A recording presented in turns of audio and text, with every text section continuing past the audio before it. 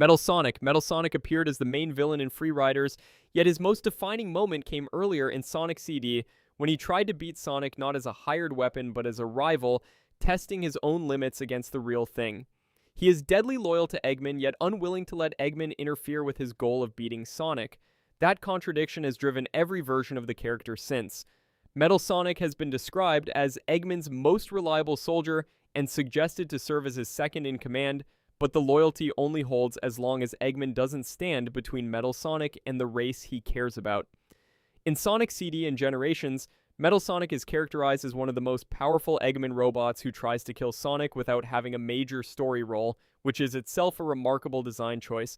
A machine written to destroy the protagonist, given the power to do it, and then given almost nothing to say while doing it. Metal Sonic had not appeared in a main series game for an extended period before his return in Generations, and the silence only sharpened what he meant when he finally came back. Metal Sonic first appeared in Sonic CD, where he kidnapped Amy Rose and clashed with Sonic on Stardust Speedway. In Generations, Metal Sonic's portrayal was criticized as a one-dimensional boss character, reduced to a memory of what he had been rather than given the weight of what he actually is. Eggman's most dangerous creation, standing in the exact same spot he occupied 30 years earlier, still trying, still losing, still no closer to understanding why. What makes Metal Sonic worth talking about as a rival specifically is that he is the only one on this list whose entire identity is built around that single function, beat Sonic, and who has never once been allowed to move past it. Every other rival on this list has a life outside the rivalry. Metal Sonic does not. His loyalty to Eggman bends the moment the rivalry demands it. His appearances in mainline games are measured in boss fights, not story beats. Even Generations featured Metal Sonic as a boss battle without significant story dialogue. Metal Sonic first appeared in Sonic CD, where he was created by Dr. Eggman as his own version of Sonic. They are proof the character still matters to the fiction, and yet that revival immediately collapses into the same loop. Metal Sonic appeared as the main villain in Sonic Heroes and Free Riders, games that actually gave him a role beyond boss encounter, and those are treated as the exceptions that prove the rule. The question nobody has answered is why a character built with the stated purpose of surpassing Sonic has never once been allowed to actually challenge him in a way that changes anything. Subscribe and tell us in the comments which Sonic rival you think was the most compelling. Let's get back into it. Knuckles the Echidna. Metal Sonic's whole premise was that he had to beat Sonic faster, stronger, more ruthless. Knuckles the Echidna is not playing that game at all. He was introduced in Sonic the Hedgehog 3 as a rival in the mechanical sense. He shows up where Sonic cannot, he guards something Sonic wants, the two collide. But Knuckles the Echidna has never once tried to prove he is better than Sonic. That inversion is the first thing the series never figured out how to handle. Knuckles the Echidna is a character in the Sonic the Hedgehog franchise of video games, and that franchise has spent decades trying to force a rivalry dynamic onto a character whose actual job is guarding something on Angel Island. The label sticks anyway, mostly because early marketing needed a second character to put on the box art, and the fiction has been patching the contradiction ever since. Knuckles is identified as the last surviving Echidna in the series, which is a weight Metal Sonic will never carry. A character with an extinct civilization behind him, a history that predates everything on screen, and a responsibility that has nothing to do with Sonic at all. His media footprint reflects how much the character outgrew the rival slot. Knuckles was introduced in Sonic the Hedgehog 3 and became playable in Sonic and Knuckles. Knuckles is identified as the last of his kind, the guardian of the Master Emerald on Angel Island. Knuckles was created and designed by Takashi Yuda during the conception of Sonic the Hedgehog 3, giving the character a mainstream profile that the rival label never could. Here's where it gets worse.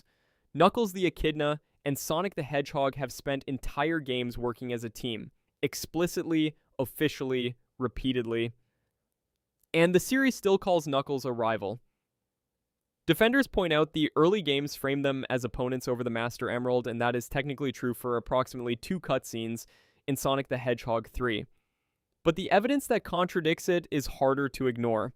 Knuckles the Echidna has been identified as the last surviving Echidna in the series, carrying cultural and historical weight that has nothing to do with competition. A comic series titled Knuckles the Echidna explored that world without Sonic at all. A television miniseries titled Knuckles centered his perspective as the protagonist. Idris Elba voices Knuckles in the live-action Sonic the Hedgehog film franchise, giving the character independent star power that the rival framing cannot contain. The rival label was never a real description of the relationship. It was a marketing position assigned at launch and kept out of habit, while the character kept building a life on a completely different axis, last of his kind, guardian of something ancient, protagonist in his own right, that had nothing to do with beating Sonic at anything. The mechanism at work is a character outgrowing the container he was sold in. Shadow the Hedgehog, he's simultaneously Sonic's most dangerous rival and his closest ally, and the Sonic universe has never resolved which one he actually is. Professor Gerald Robotnik, Eggman's grandfather, created him in a classified research program, and the two hedgehogs have been locked together ever since. Allies, enemies, sometimes both in the same afternoon. Shadow first appeared in Sonic Adventure 2, the 2001 Dreamcast title that redefined the series' dramatic scope, though he was conceived during development of the original Sonic Adventure, sitting in the design files before he ever reached players. His creators, Takashi Iizuka, Shiro Maekawa, and Kazuyuki Hoshino, three of the most influential developers in modern Sonic history, designed him to be something the series had never seen before, a hedgehog who could match Sonic's speed while carrying the weight of a backstory that actually meant something. That's why Shadow went on to headline 2 standalone games, with Shadow Generations later appearing as DLC bundled with Sonic Generations on current hardware, and why he remains one of a handful of characters to earn a standalone title, joining Tails Adventure and Sonic Rush Adventure. That solo spotlight is worth pausing on. 2 full games built around one character, not a spin-off adventure or a playable slot in a party compilation, but Shadow as the protagonist, the narrative center, the reason you picked up the disc. Sonic Adventure 2 introduced him as a rival, then immediately gave him a playable campaign with its own arc, its own stakes, its own reason to exist beyond mirroring Sonic.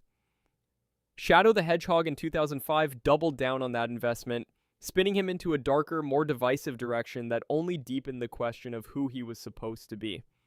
And then Shadow Generations confirmed that Sega never lost interest in the experiment. Decades later, they were still willing to give him starring DLC content on current hardware, a kind of creative vote of confidence no other Sonic character has received. The character had to earn that twice, and he somehow did. The contradiction is the entire architecture of the character. Sonic is speed and freedom, a force of chaos that refuses to be contained. That's what Sonic is, that's what the series is built around, that's the fixed point everything else rotates. Shadow is the answer the writers built to that problem. Darker, heavier, created it in a lab rather than born wild. And every time the series tries to resolve whether he's hero or villain, it simply rewrites the answer for the next story. There is no version of Shadow that settles the question once and for all because the question was never meant to have a final answer. It was built into his DNA from the moment Gerald Robotnik signed off on his creation, and no amount of standalone games or redemption arcs can undo what the writers put there at the start. A rival who is never just a rival. Jet the Hawk. The contrast with Shadow couldn't be sharper, where Shadow is a laboratory creation with the weight of a classified research program and 2 standalone games behind him. Jet is a green hawk who has raced on extreme gear since he was old enough to stand and decided that his racing skills made him cooler than anyone within earshot. He's the leader of the current generation of Babylon rogues, a crew of aerial thieves who treat gravity as a suggestion rather than a law, and he earned the title Legendary Windmaster by mastering extreme gear riding on his signature Type J board. He arrived in 2006's Sonic Riders, a game built entirely around the idea that Sonic needed someone who could challenge him on Skytracks and win, not just keep up. That's the entire reason Jet exists, not as a mirror of Sonic's philosophical crisis. Jet has no tortured origin, no conflicting loyalties, no existential weight whatsoever, but as a rival built for a different kind of speed on a different kind of board, in a game that needed a rival at all. He was conceived because the mechanics of Sonic Riders required an opponent who understood extreme gear from the inside out, who could navigate the same air with the same equipment and come out ahead. The Type J isn't decoration, it's the character's defining trait, the equipment that makes the legendary Windmaster title earned rather than inherited, and the visual signature that makes Jet instantly readable on a track full of high-speed obstacles. Think about what that means for a player picking up Sonic Riders for the first time. You're Sonic, you've spent 20 years running at the speed of sound, you already know how this works. And then there's Jet, who's been doing this since before he could walk, whose entire social circle runs on stolen airtime, and who respects nothing except speed executed cleanly. The rivalry isn't about saving the world or settling a moral argument, it's about whether you can actually hold your own on someone else's turf with their equipment against someone who has never lost at it. That's a surprisingly specific design problem, and Jet is the remarkably clean solution.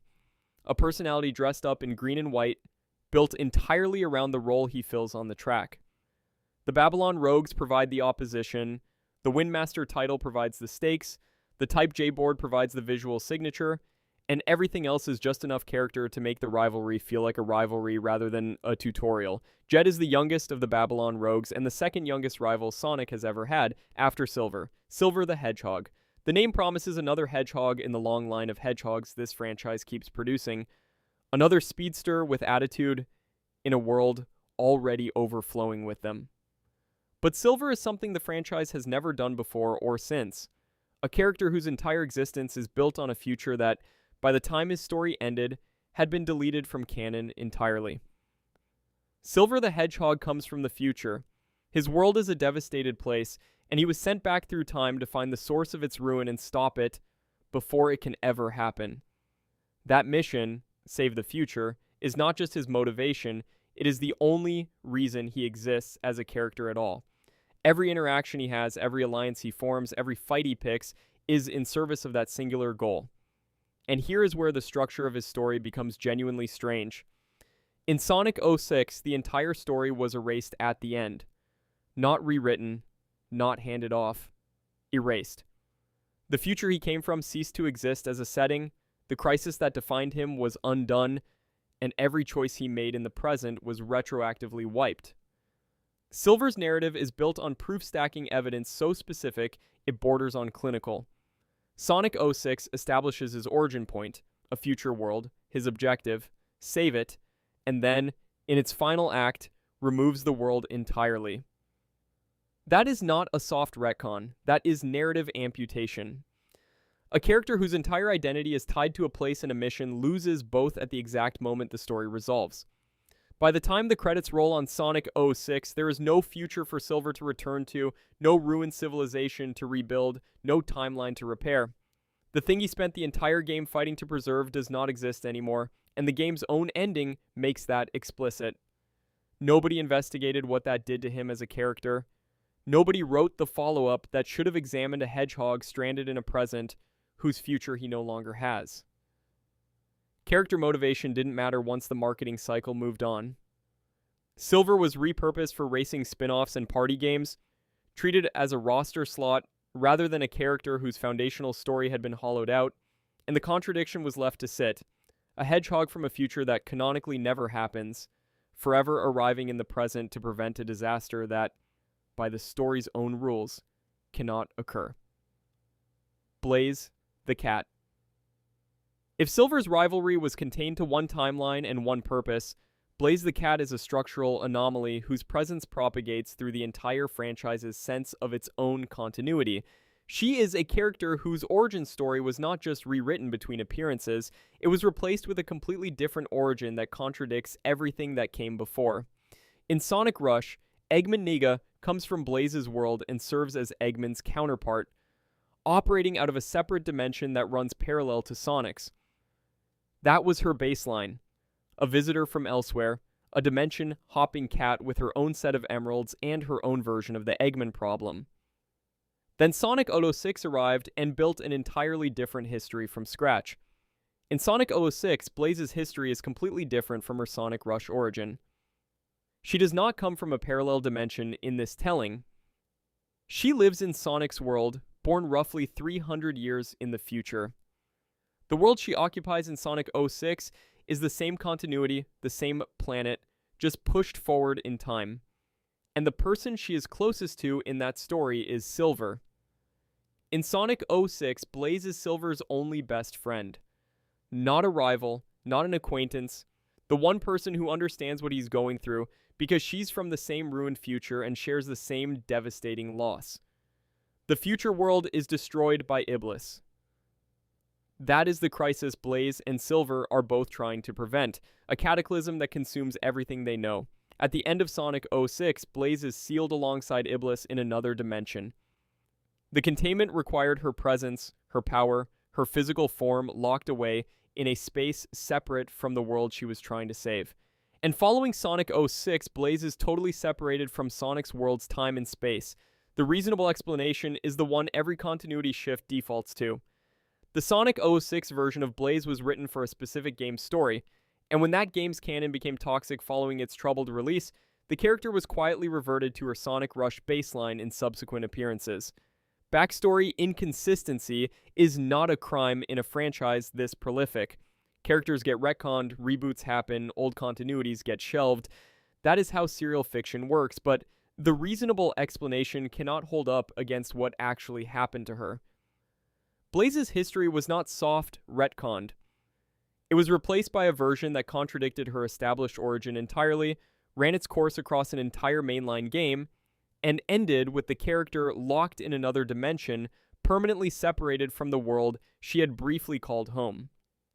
She is a cat who, by the end of her second major appearance, existed outside of time itself, sealed with the entity that destroyed her future, in a space that is not Sonic's world, at a point in history that no longer counts. Every subsequent appearance treats her as if that never happened. She shows up in spin-offs and crossovers as though she has a home to return to, as though the 3 centuries of fire and the sealing and the dimensional exile were just a phase. A cat who watched her world burn, then locked herself in a box with the fire, then stepped out of the box and acted like none of it happened.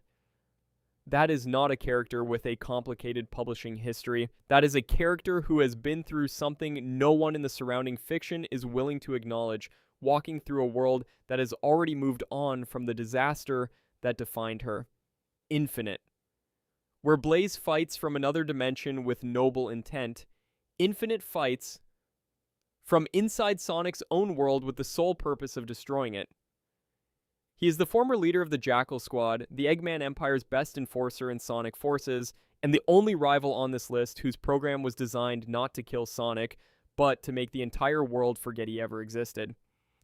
The Jackal Squad's notoriety across the Eggman Empire wasn't built on flashy gadgets or mecha suits. Infinite earned that reputation through systematic destruction on a scale Eggman himself never managed, and Eggman's decision to appoint him as the Empire's best enforcer wasn't ceremonial, it was practical. The crimes committed under Infinite's command covered territory Eggman couldn't pacify in decades, which is why Infinite held the title rather than inherited it. He enforced across a shattered world in months, and that speed of conquest is the metric that matters. The program Infinite was running in Sonic forces wasn't designed to kill Sonic with a Death Egg laser or bury him under rubble. It was designed to destroy what makes Sonic Sonic, to make the entire world forget the Hedgehog who saved it 100 times, and to replace all of it with Infinite himself. That's the actual mission, and it's why the stakes here are existential rather than tactical. Objectors will point to Infinite's backstory, his trauma, the glass he couldn't save, the world that broke him, as if suffering justifies what he chose to do with it. It doesn't. Trauma explains how someone gets somewhere. It doesn't excuse what they do once they're there. Infinite made choices and accepted the role of the Eggman's best enforcer, and the Jackal Squad's record is the product of Infinite's decisions, not Infinite's pain. Understanding his origins is useful context, not absolution. Surge the Tenrec. If Infinite represented a distant threat with a fearsome reputation, Surge represents something far more immediate. A rival engineered to be intimate with Sonic on every level that matters. Ian Flynn created her as a subversive introspective rival, a green anthropomorphic Tenrec with modified cybernetic enhancements, granting her super speed and electricity powers explicitly designed to hold less heroic values than the Hedgehog she was built to replace. Dr. Starline kidnapped and brainwashed Surge, programming her with a single directive: kill Sonic, then inherit his reputation as a beloved hero, all while remaining under Starline's control. Dr. Starline genetically modified her using data from other characters and traces of the metal virus, making her not just a Sonic rival, but a technological counter to both of them simultaneously. She first appeared in ID Debut Sonic the Hedgehog, Imposter Syndrome #1, which is where the program, the brainwashing, and the assassination directive all went live. Surge is frequently accompanied by Kit the Fennec, her companion, deliberately structured to parallel the Sonic and Tails dynamic, as if Starline wanted to build an entire corrupted mirror of Sonic's world. In Dr. Robotnik's Ring Racers, Surge is an unlockable Class C character with speed 8 and weight 3, placed directly below Sonic on the character select screen, a positioning that reads as deliberate subordination, a manufactured rival standing literally in Sonic's shadow. Her in-game rivals are Sonic, Shadow, and Metal Sonic, the entire speed class threat condensed into a single rivalry slot, so every time a player picks Surge, they are matched against the 3 characters her biodata was engineered to compete with. That's the detail the design itself flagged as the hardest problem to solve. A rival without a voice is a rival without a self, and the game handled it by borrowing one from a completely different franchise rather than commissioning one of her own. She is playable in Dr. Robotnik's Ring Racers, Sonic Forces for mobile devices, and Sonic Dash, 3 separate titles where she exists as a rival, not an ally, in Sonic's competitive space. Every piece of this, the biodata extraction, the programmed kill order, the kit partnership mirroring Tails, the placement directly beneath Sonic on the character select screen, the borrowed voice, points to the same conclusion about the rival category as a whole. Earlier rivals chose their opposition, Surge had the opposition chosen for her down to the voice in her throat. She is a manufactured weapon, and the fact that she exists at all is proof that Sonic's rivals have moved beyond organic conflict into something far more controlled, far more artificial, and far harder to outrun. Because the fastest way to compete with Sonic is no longer to challenge him, but to build the runner from his own blueprint. Amy Rose. For everything that came before, Amy Rose debuted in Sonic CD as an 8-year-old pink hedgehog with a deep admiration for Sonic, and has been one of the franchise's most consistently featured characters ever since. The rest of the roster entered as equals or near equals, Shadow with his own agency, Silver with his own timeline, Blaze with her own dimension, but Amy's feelings towards Sonic have remained unrequited throughout the games. She is a self-declared rival in the truest possible sense, because Sonic never granted her that status, the games never structured her competition around it. She has had a notably different narrative arc from the other characters covered in this video, where Shadow got a whole game built around his identity, where Jet got a full team in a league of his own, where Silver got a broken future to fix, and Blaze got a parallel dimension to rule. Amy got her name on a screen and a hammer that shows up in spin-offs. Her rivalry with Sonic exists because she declared it, not because the series built one. Here's where it gets desperate. The Sonic game franchise keeps a separate continuity from the Archie Comics Sonic the Hedgehog comics, and that distinction is the single most damaging thing that ever happened to Amy's character. Archie Comics gave Amy an independent identity and relationships separate from Sonic that the mainline games did not replicate. Her long-standing admiration for Sonic has remained a consistent part of her characterization in the games. Defenders point out that she became playable and led her own team in one game, and yes, that happened, but she hasn't had a mainline playable appearance as a protagonist or rival in the decades since.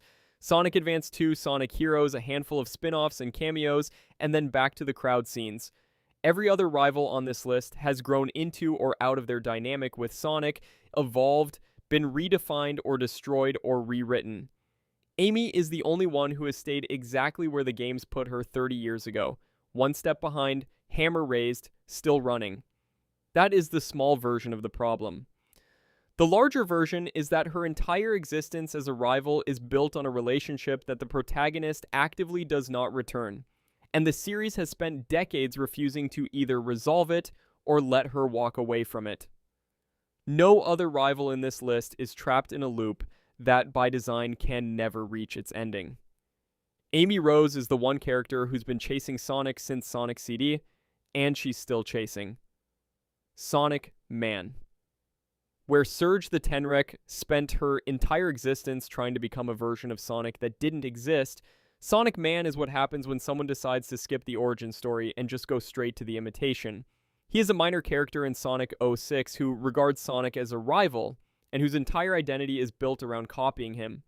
He dresses in clothing that mimics Sonic's look, and his presentation mirrors Sonic's in several ways.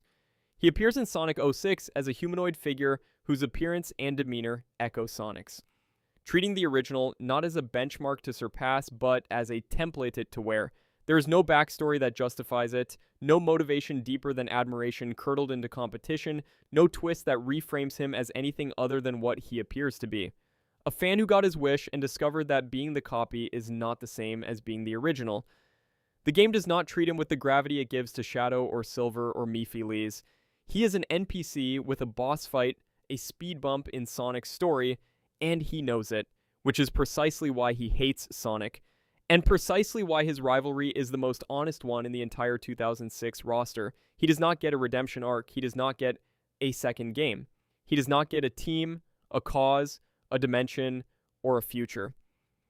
He appears as an NPC with a boss fight, with no significant narrative role or future appearances.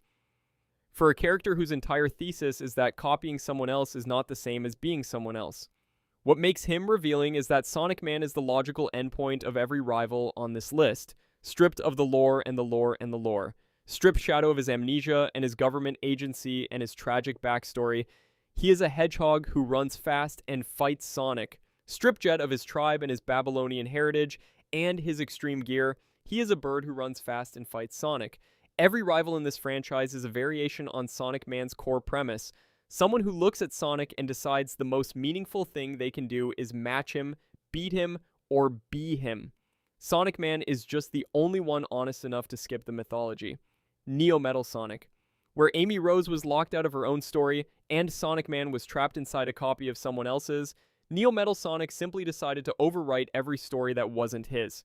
He is an advanced form of Metal Sonic, assumed in Sonic Heroes specifically to defeat Sonic on his own and conquer the world. No Eggman, no army, just one robot escalating himself past every limit he'd ever been given. He betrayed Dr. Eggman and seized control of the Eggman Empire, used his form to disguise himself as Dr. Eggman and copy the data of his foes, and deployed his shape-shifting abilities to pass as the real Sonic himself. The signature line he delivered in Sonic Heroes, "All living things kneel before your master," was not a boast. It was a declaration of what he had become, a rival who no longer needed a proxy, a creator, or a reason to exist other than his own ambition. He kidnapped our Froggy and Cream's Chow Chocola to obtain their chaos data, because even at this advanced stage, he could not complete his transformation without copying the lifeform data of other living things. He needed chaos data to become Metal Overlord, a form so massive and so far beyond anything Sonic had ever faced that Team Sonic had to combine into a unison attack just to bring him down.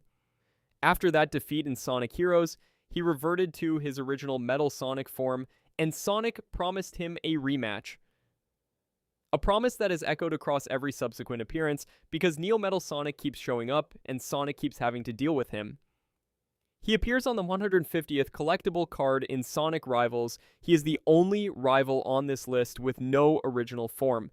Every version of him, Metal Sonic, Neo Metal Sonic, Metal Overlord, is a layer of replication built on a foundation of copied data. He impersonated Sonic, he impersonated Eggman, he absorbed the essence of a frog and a cat to gain powers they never agreed to share. His entire identity is a stack of borrowed things, and yet he is also the only rival who has ever truly defeated Sonic on his own terms, taken over his creator's empire, and forced the franchise to write around him like a force of nature rather than a character with a backstory. Sonic promised a rematch after Sonic Heroes. Every game he has appeared in since has been that rematch, happening again and again, because a robot who can become anyone and has already become Sonic once does not stay defeated. He is the rival who has to become everyone else just to stand a chance, and the fact that he keeps showing up at all is proof that he thinks it's worth it.